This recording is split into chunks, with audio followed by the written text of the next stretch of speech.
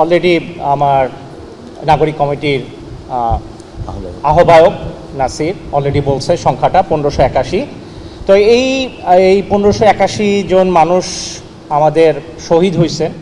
তো এইটা আসলে আমাদের বেসরকারিভাবে আসলে কালেক্ট করা সব ডেটা।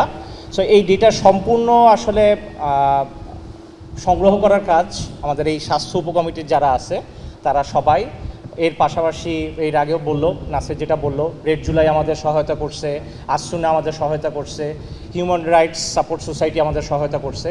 এছাড়াও আমাদের কাছে আসলে সারা দেশের অনেক মানুষ যারা আসলে নিজ উদ্যোগে মানুষদের নিহত পরিবারদের বাসায় বাসায় গিয়ে ডাটাগুলা আমাদের কাছে আসলে পাঠিয়েছে।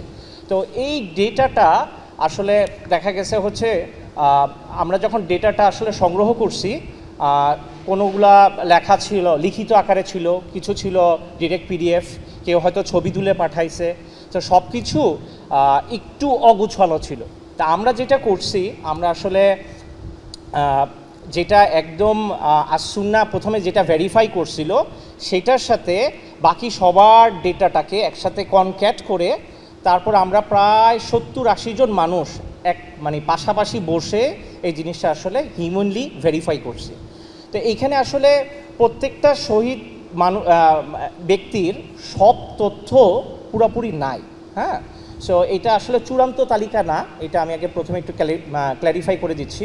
কিন্তু এই মানুষটা যে মারা গেছে এবং এটা যে বেসরকারিভাবে আসছে সেইটাই আমাদের এই তালিকার মূল অংশ। পুরানো দিয়ে নতুন নিতে আজই চলে আসুন আপনার নিকটস্থ ওয়ালটন শোরুমে। আমরা যে কাজগুলো করছি, আমার উপকমিটিতে 11 জন সদস্য আছে। আমরা স্বেচ্ছাসেবক হিসেবেই কাজ করেছি। আমরা নিজেদের যে ফিনান্সিয়াল যে প্রবলেমগুলো ছিল আমরা নিজেরাই বেয়ার করেছি, আমাদের কেউ সাপোর্ট দেয়নি এখানে। আর এখান থেকে একজন কোশ্চেন করেছিল যে আহতদেরকে আমরা ফান্ড দিচ্ছি না কেন, এরকম একটা কোশ্চেন পেয়েছিলাম।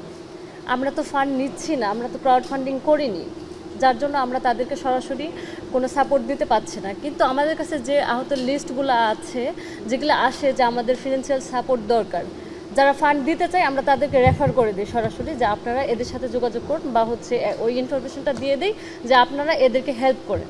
পর্যন্ত সেপ্টেম্বরের 5 তারিখ পর্যন্ত আমাদের কি যাতায়াত খরচ বাবদ একটা অ্যামাউন্ট স্বাস্থ্য মন্ত্রণালয় থেকে দেওয়া হয়েছিল 14 দিনের জন্য। বাট এরপরও যে আমাদের কাজ চলমান সেটা এখন পর্যন্ত আমাদের স্বেচ্ছাশ্রম হিসাবে চলছে এবং আগে পরে